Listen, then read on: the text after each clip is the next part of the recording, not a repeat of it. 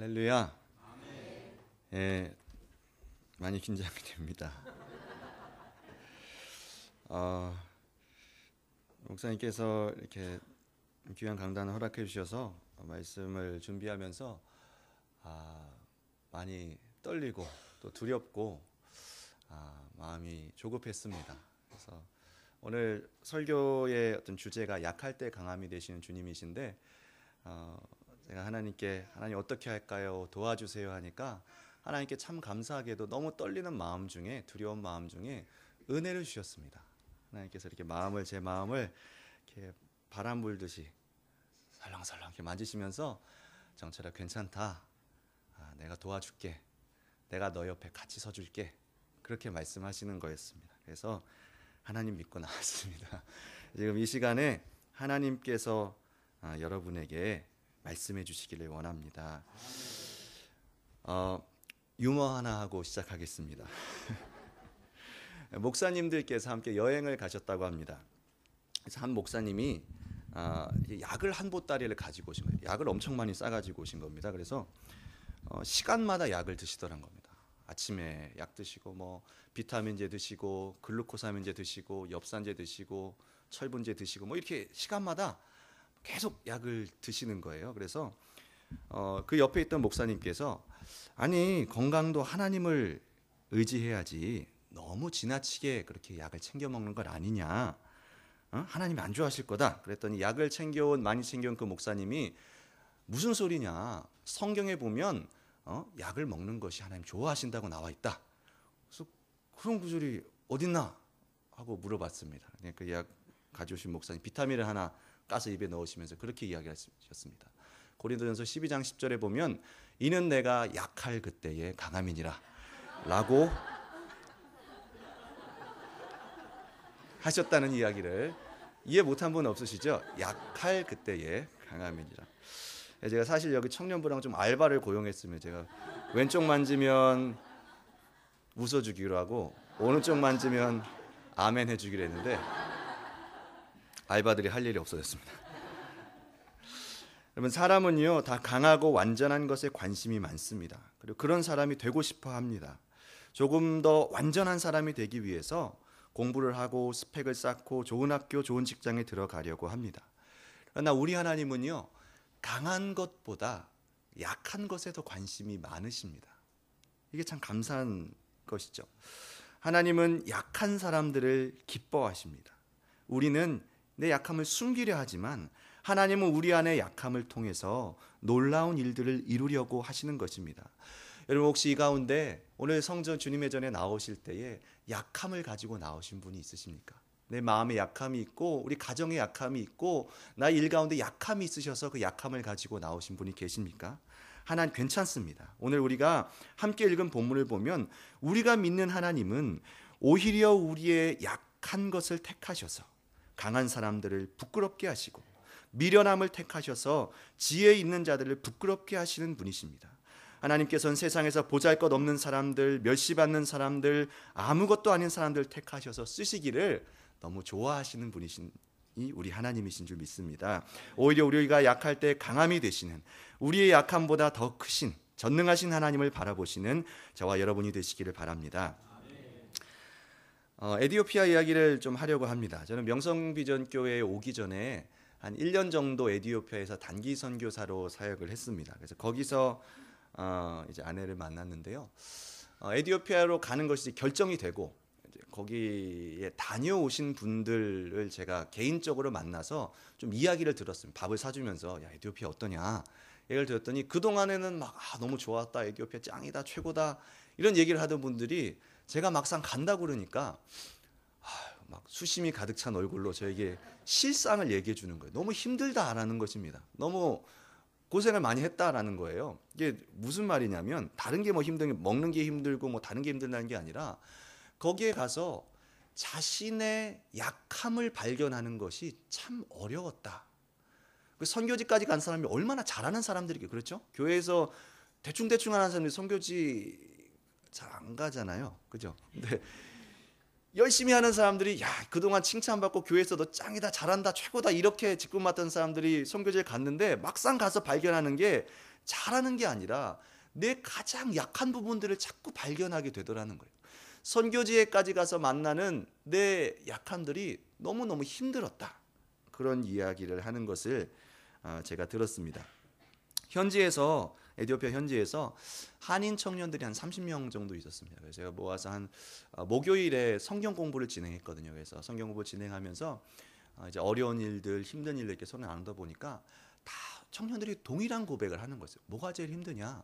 선교지에까지 와서 집에서도 내가 못 봤던 내 자신의 모습들, 내 바닥의 모습들을 발견하는 게 너무너무 힘들다라는 거예요.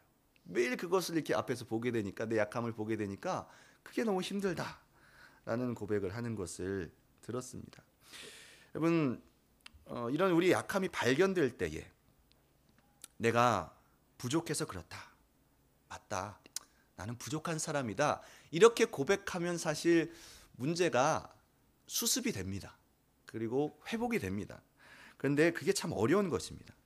다 약한 사람은 되기 싫거든요. 잘하는 사람이 되고 싶거든요. 그러니까 문제가 생기면 나에게서 잘못 찾는 게 아니라 저 사람이 잘못해서 그래, 저 사람 때문이야 라고 생각하는 게 마음이 편한 겁니다. 그래야 내가 약한 사람이 안 되니까. 내 약함을 인정하지 않기 위해서 남의 약점을 자꾸 찾아 공격하게 된다라는 것이죠. 내가 부족해서 그래, 그러면 나에서 끝날 일인데 또 다른 사람에게 상처를 전달하게 되는 것입니다. 여러분, 완전한 사람은 없습니다. 아무도 완전하지 않습니다. 다 약점이 있습니다. 이것을 스스로 인정하고 내가 약한 사람이다라는 것을 받아들일 때에 회복이 시작되고 성장이 시작되는 것입니다. 그렇지 않으면 문제가 나에서 끝나지 않고 계속 다른 사람에게 그 아픔과 상처와 쓴 물들이 옮겨다니게 되는 것이죠. 예수님께서 산상수훈 하실 때에, 산상수훈을 제자들과 이제 많은 사람들이 들려오실 때에 황금률이라는 걸 말씀하신 적이 있습니다. 황금의 법칙, 금의 법칙, 황금률, 이거 혹시 뭔지 아십니까? 내가 받기를 원하는 대로, 내가 대접받기를 원하는 대로 너도 똑같이 남에게 해라. 이것이 황금률입니다. 대접을 받고자 하는 대로 너도 남에게 해라. 이게 황금률이죠. 예수님의 이 황금률을 지키며 살아간다면 세상에 아픔은 없고 상처는 없고 고통은 없고 분쟁은 없을 것입니다. 그러나 우리 안에는 죄의 성이 있기 때문에요, 황금률대로 행하는 게 아니라 엉뚱한 걸 하게 됩니다. 이걸 이제 심리학적 용어로는 납의 원칙이다라고 합니다. 금의 원칙이 아니라 반대로 납의 원칙이다라고 합니다. 이게 뭐냐? 내가 가장 두려워하는 것을 남에게 하라. 이게 납의 원칙입니다. 예를 들면 이런 겁니다. 상처받기를 너무너무 두려워하는 사람들이 있습니다. 그럼 이 사람들은 납의 원칙에 따르면 어떤 일을 할까요? 남을 먼저 상처 줍니다. 무능해지기를 너무너무 두려워하는 사람들이 있어요. 그럼 이 사람들 어떻게 할까요? 남으로 하여금 자신을 무능하게 느끼게끔 그렇게 만듭니다. 이게 납의 원칙. 우리 안에 죄성이 있기 때문에 다 이런 모습들이 있습니다. 여러분, 내 약함을 받아들이지 않고요, 거기서 자꾸 도피하다 보면 괜히 강한 척하고, 중학생들 보면 그런 거 있거든요. 중학생들 용어로 센 척한다라는 말이 있습니다. 괜히 막 이렇게 폼 잡고 이제 만져 막 가오 잡는다고 이렇게 딱 잡고 좀 노는 아이들처럼 이렇게 껄렁껄렁하게 센 척한다라고 합니다. 강한 척하고 센 척하다 보면 다른 사람들을 상처 주고 힘들게 만든다라는 것이죠. 내 약함을 극복하고 내 약함이 하나님께 사용되기 위해서는 먼저 나는 약한 사람이다. 나는 약한 사람이다라는 것을 인정해야 됩니다. 여러분, 우리 하나님은 완전하신 분이십니다. 우리 찬양에도 주는 완전합니다, 이 찬양이 있지 않습니까? 우리 하나님은 완전하신 분이세요. 그런데 하나님은 완전하신 분이지만 완전한 사람만 쓰시는 것은 아닙니다. 그런 사람은 애초에 있지도 않을 뿐더러 오히려 하나님은 자신의 약함을 인정하는 사람들과 일하기를 즐겨하십니다. 오히려 하나님은 인간의 깨어지고 흠이 있는 모습들을 사용하셔서 당신의 가장 위대한 사역을 이루어 가시는 분이십니다. 우리는 다 완전한 사람이 되려 하지만 하나님은 사람의 강함을 별로 기뻐하지 않습니다. 시편 147편 10절에 보면 이렇게 나와 있습니다. 우리 같이 한번 읽어볼까요? 시작. 여호와는 말의 힘이 세다 하여 기뻐하지 아니하시며 사람의 다리가 억세다 하여 기뻐하지 아니하시고. 예, 그렇다는 것입니다. 이 시편이 기록된 시기에는요, 전쟁이 일상의 시기였어요. 그래서 좋은 말, 명마를 가진다는 것은 굉장한 스펙을, 지금 좋은 차 가지는 것 이상으로 아주 뛰어난 스펙을 가지는 거예요. 팔의 힘, 억센 팔의 힘, 빠른 다리, 이거야말로 좋은 스펙이었을 것입니다. 그런데 하나님은 이걸 기뻐하지 아니하신다라는 것입니다. 하나님이 일하시는 방식은 우리와 다르다는 것이죠. 그래서 고린도후서 4장 7절에서 바울은 이렇게 말하고 있습니다. 우리가 이 보배를 질그릇에 가졌다. 이렇게 고백합니다. 하나님께서 가장 값진 보배, 복음, 즉 예수님을 질그릇같이 부족한 우리 안에 담아두셨다라는 것입니다. 여러분, 예수님은 어디에서 가장 찬란히 빛나실까요? 예수님은 어디에서 가장 빛이 나실까요? 그것은 틈이 없고 완전하려고 하고 부족함 하나 없는 사람이 아니라 질그릇같이 틈도 많고 조금 깨어지고 부족한 사람에게서 질그릇 같은 사람 안에서 예수님께서 가장 찬란하게 빛나시는 것입니다. 죄송하지만 다 한번 따라해 보겠습니다. 약해도 괜찮다. 하나님은 내 약함도 사랑하신다. 우리가 아멘. 우리가 흔히 자녀에게 그런 이야기를 합니다. 공부 잘해라. 공부 잘해라. 공부 잘해서 좋은 대학 합격해야 하나님께 영광 돌린다. 믿는 사람이 공부 못하면 하나님 영광 가리운다. 그런 말을 혹시 하십니까? 저는 굉장히 많이 들었습니다. 어머니께서 항상 믿는 사람이 공부 잘해야지 그렇게 하면 안 된다. 그런 얘기를 저한테 많이 하셨습니다. 그러나 사실 이거는요, 우리 편에서의 생각입니다. 하나님의 영광이 자녀의 학업에 그렇게 좌지우지되는 가벼운 영광은 아닌 것이죠. 성경 어디에도 그런 말은 없습니다. 오히려 바울은 그 반대의 말을 합니다.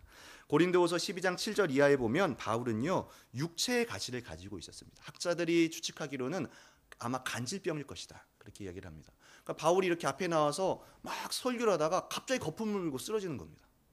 막 은혜로운 말 하다가 거품 물고 막 쓰러져 뒹구는 거예요. 그러면 얼마나 그 듣는 성도들도 힘들고 바울 자신도 얼마나 창피하겠습니까? 그래서 이걸 떠나기 위해서 3번 주께 간구하였다. 간절히 기도를 했는데 하나님께서 그러시는 거예요. 내 은혜가 내게 족하다. 내 능력은 오히려 너의 그 약한 데서 완전하게 된다. 그렇게 말씀하셨습니다. 그래서 그 말을 들은 뒤로요, 완전히 바울의 태도가 바뀌게 됩니다. 무엇이라고 말하냐면 9절에 보면 이렇게 바울이 고백합니다. 오히려 크게 기뻐함으로 나의 여러 약한 것들에 대해서 자랑하겠다. 오히려 이제는 내가 숨기려던 것, 고치려던 나의 약점을 이제는 내가 자랑하겠다. 왜냐하면 내가 약할 그때에 곧 강하기 때문이다. 바울은 이렇게 고백하고 있습니다. 왜냐하면 내 능력이 아니라 그리스도의 능력이 내게 머물기 때문입니다. 나는 비록 약하지만 내가 약할 그때에 그리스도의 능력을 받아 나는 강하게 되는 것입니다. 그 길을 갈 수 있는 저와 여러분이 되기를 바랍니다. 씨 뿌리는 자의 비유를 아실 것입니다. 씨 뿌리는 자의 비유에 4가지 이제 밭이 나오고 말씀에 이제 씨앗이 그 각자의 밭에 떨어지게 되는데요. 여러분, 씨가 그 뿌리를 내리고 자라날 수 있는 밭은 어떤 밭이었나요? 2가지로 제가 나눠서 여쭤보겠습니다. 돌밭이었나요? 흙밭이었나요? 예, 씨가 뿌리를 내리고 건강하게 자라날 수 있는 것은, 생명이 나타나는 것은 흙밭이었습니다. 단단한 틈 하나 없는 바위가 아니라 약하게 그지없는 빈틈투성이인 흙이었던 것이죠. 여러분, 참 이상하게도요, 생명은 완벽함 가운데 자라나지 않습니다. 그것은 오히려 부족함과 연약함과 빈틈 속에서 생명이 풍성하게 자라나게 되는 것입니다. 10년쯤 전에 연예계 엑스파일이라는 것이 공개되어서 굉장한 파장이 있었던 적이 있습니다. 설교를 준비해서 그걸 한번 찾아봤는데 여러 연예인, 제가 알지 못한 연예인도 참 많은데 연예인들에 대해서 이제 평가들이 나왔어요. 이게 어떻게 만들어진 거냐면 광고주들이 연예인들의 광고에 쓸 때에 예를 들어서 국민은행에서 예를 들어서 A란 연예인 썼는데 막 이렇게 신뢰를 주는 광고를 하다가 A란 연예인이 예전에 뭐 여자랑 바람을 핀 것이 발견됐다. 이러면 은행 이미지도 같이 타격을 받게 되는 겁니다. 그러니까 광고주 입장에서는 이 연예인이 믿을 만한 사람인지, 사고 치지 않는지, 자기 관리를 얼마나 잘하는지, 비전은 있는지 이거를 따져보고 채용을 하는 거예요. 고용을 하는 거예요. 그래서 그 99명의 연예인에 대해서 그 고용주에게 설명하기 위한 PPT였습니다. 그게 유출이 된 겁니다. 저도 그걸 이제 하나씩 넘겨보면서 뭐 연예계 기자들이 쓴 것도 있었고 뭐 여러 이제 어떤 그냥 썰도 있었고 뭐 그런 걸 읽어봤습니다. 근데 그 중에 하나 김희애라는 연예인에 대해서 쓴 게 있었는데요. 혹시 아십니까? 김희애 아시죠? 김희애 아시죠? 청년들한테 물어보니 좀 했던데 10년 전엔 되게 유명했습니다. 그 김희애라는 연예인의 이미지가 무엇이었냐면요. 성공한 도시 여자였습니다. 우리가 다 되고 싶어하는 차도녀, 차가운 도시 여자, 성공한 도시 여자 이미지를 이미 가지고 있었던 거예요. 그리고 드라마나 이런 데서 다 그런 이미지를 가지고 있었던 거예요. 자기 관리도 너무 잘하고 어떤 뭐 비전이나 그 평가 중에 99명 중에 그 김희애라는 사람의 평가 굉장히 거의 최고점에 있었습니다. 그래서 어떤 기자가 김희애에 대해서 그렇게 평가를 했습니다. 차돌에 참기름을 발라놓은 것 같다. 차돌에 참기름을 발라놓은 것 같다. 그렇게 이야기를 하는 거예요. 정말 어느 모로 보나 완벽한 여배우다. 그런 평가가 대부분이었습니다. 그래서 광고도 많이 찍었던 것 같은데, 근데 그 밑에 어떤 기자가 그렇게 한 줄 달아놓은 그 사족이 있었어요. 참고 교보생명 CF는 비호감 이렇게 써놨습니다. 혹시 기억나시나요? 김희애가 나온 교보생명 CF. 이게 어떤 내용이냐면 어떤 그 남편과 이제 아내가 같이 한강변을 이렇게 걷고 있습니다. 한강변을 걷고 있는데 남편이 직장에서 어려운 일이 있었는지 막 어깨가 축 처져가지고 이렇게 그 마일을 이렇게 쭉 있죠. 이렇게 걸어가고 있는 겁니다.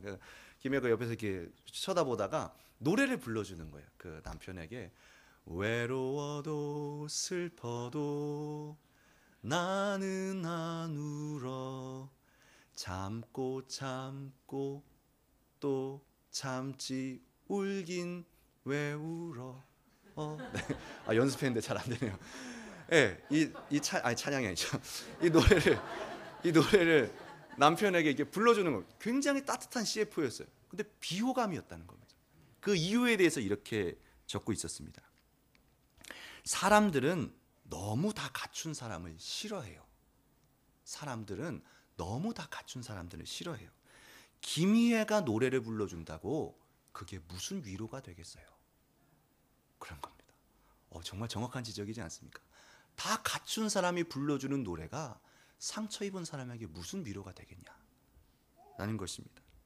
틈 하나 없는 사람, 차돌에 참기름을 발라놓은 것 같이 그런 사람이 불러주는 노래가 마음이 아프고 외로운 사람에게 무슨 위로가 되겠냐라는 마음이 저도 들었습니다. 여러분 동병상련이다라는 말을 아시지 않습니까? 여러분 우리가 위로를 받는 거는요 대단한 사람이 와서 위로를 받는 것이 아닙니다. 오히려 나와 같은 약함을 가진 사람, 나와 같은 아픔을 가진 사람이 그냥 옆에 있으면 위로를 받는 거예요. 그런 사람과 함께 그냥 아무 말 없이 밥을 먹어도 위로를 받는 거예요. 거기에서 위로가 생겨나고 또 생명이 살아나게 되는 것입니다. 삼성전자가 지금은 세계적인 기업입니다. 근데 세계적인 기업으로 아직 성장하지 못했을 때 삼성전자의 캐치프레이즈가 있었습니다. 그것은 아무도 이등은 기억하지 않습니다. 혹시 기억나시나요? 광고에 엄청 나왔습니다. 아무도 이등은 기억하지 않습니다. 그래서 그 달에 첫 발을 내디딘 닐 암스트롱 그 사람 여러분 많이 보신 영상 있죠? 이렇게 그래서 깃발 딱 꼽는 그 영상을 보여주면서 여러분 이 암스트롱 영상은 알지만 두 번째로 발을 디딘 올드린은 아무도 모릅니다. 우리는 세계 최고를 지향합니다. 이 광고를 엄청 내보냈습니다. 신문에도 내보내고요. 뭐 공항 가면 공항에도 다 붙어 있고요. TV 틀면 맨날 나오는 광고가 아무도 2등은 기억하지 않습니다. 이 광고에서. 근데 어느 순간부터 이 광고를 싹 삼성이 치웠습니다. 싹 없애버렸어요. 왜 그랬냐라는 어떤 경제 칼럼니스트의 그 분석이 있냐면 그 광고를 2등은 기억하지 않는다라는 그 광고를 계속함으로 인해서 삼성전자가 1등 세계 최고 인류 기업이라는 이미지를 주었는데 그것과 함께 무엇이 심겼냐? 얄미운 기업이다라는 이미지도 같이 심겼다라는 겁니다. 왜냐하면 그 광고를 듣는 대부분의 사람은 1등이 아니기 때문에 그렇습니다. 나는 1등이 아닌데 맨날 지는 1등이래. 그럼 얄밉지 않겠습니까? 예. 반에서 1등 하는 사람이 와가지고 망쳤어 99점 이러면 짜증나지 않습니까? 그런 이미지가 이제 생긴 거예요. 그래서 그 다음에 삼성 광고가 전격적으로 바뀌어서 나온 게 뭐냐면 마법의 성 노래가 나왔습니다. 저 하늘 자유롭게 날아. 이 마법의 성 노래 따뜻한 노래가 나오면서 가족끼리 한 상에 둘러앉아서 맛있게 웃으면서 막 하하하 호호호 그러면서 음식을 먹는 장면이 그냥 그것만 나왔어요. 제품 선전도 아니고 그냥 그것만 나오다가 맨 마지막에 딱 하나 멘트를 박아납니다. 또 하나의 가족 삼성. 저는 삼성전자와 아무 관계가 없음을 밝히는 바입니다.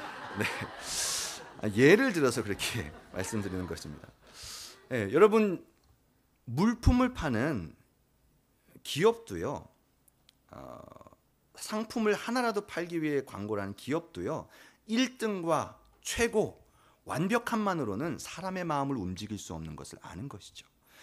헨리 나우엔의 저서 중에 상처 입은 치유자라는 책이 있습니다. 상처 입은 치유자. 영어는 운디드 힐러라는 그 책이 있습니다. 말 그대로 상처 입은 사람이 치유자가 된다는 거예요. 어디에서 치유가 나타나냐? 완벽한 사람의 치유가 나타나는 게 아니라 내가 받은 상처, 나의 약함, 나의 어려움, 나의 부끄러운 모습, 거기서 다른 사람이 위로를 받고 치료음을 받고 거기서 생명이 나타난다라는 것입니다. 여러분 우리는요 자꾸 자신의 약함을 숨기려고 합니다. 그러나 완벽하려고만 하는 사람, 약함을 드러내지 않는 사람에게는 아무도 친구가 되어주지 않습니다.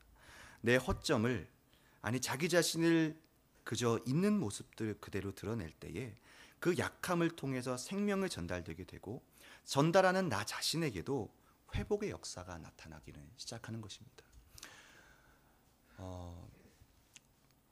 어느 농부가 있었어요. 어느 농부가 자기 밭이 있었고 조금 떨어진 곳에 우물이 있었습니다. 여기가 밭이고 저쪽이 우물이라고 하면 이제 호스가 없던 시대였나 봐요. 그래서 물지개를 가지고 물동이를 가지고 물을 날라서 이제 밭에 붓는 그런 구조였습니다. 그래서 농부가 맨날 와서 우물에 가서 물을 떠가지고 밭에 붓고 우물 떠가지고 또 밭에 가서 붓고 그런데 항아리가 이게 양쪽에 있는데 한쪽 항아리가 깨진 항아리였어요. 금이 간 항아리였어요. 그래서 물을 열심히 담아가지고 밭에 도착할 때쯤 되면 물이 다 빠져가지고 얼마 안 남아 있는 거예요. 그래서 얼마 못 붓고 길에 다 흘리고 이러니까 항아리가 너무 미안한 거였습니다. 그래서 항아리가 농부에게 그렇게 이야기를 했습니다. 실화는 아닙니다, 여러분. 항아리가 농부에게 그렇게 이야기를 했어요. 주인님, 너무 미안한 마음이 있어서 주인님, 저는 금이 간 항아리입니다. 저를 버리고 좋은 항아리를 새로 사서 사용하세요.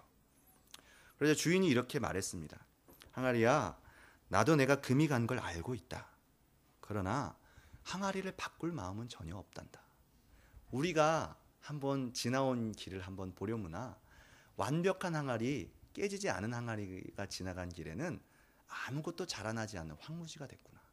그러나 너가 지나간 자리, 깨진 자리에는 너가 날마다 흘린 그 물로 인해서 온갖 생명이 풍성하게 자라나지 않았니? 금이 간 내 모습 때문에 많은 생명이 이렇게 풍성하게 자라나고 있단다. 그렇게 말해 주었습니다. 제가 참 좋아하는 이야기인데요. 저는 이 이야기를 들으면서 이 농부의 이야기가 하나님께서 저에게 하시는 말씀 같았습니다.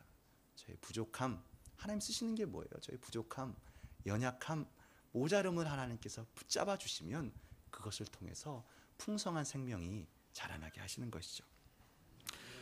여러분, 우리가 이 방면에는 내가 자신 있다, 이건 잘해낼 수 있다라고 생각하고 계십니까? 그렇다면 오히려 그 부분에는 정말 겸손해야 합니다. 왜냐하면 하나님께서는요, 내가 잘할 수 있다, 나는 정말 할 수 있다, 자신 있다 라고 하는 부분에는 자기 능력을 잘 안 나타나세요.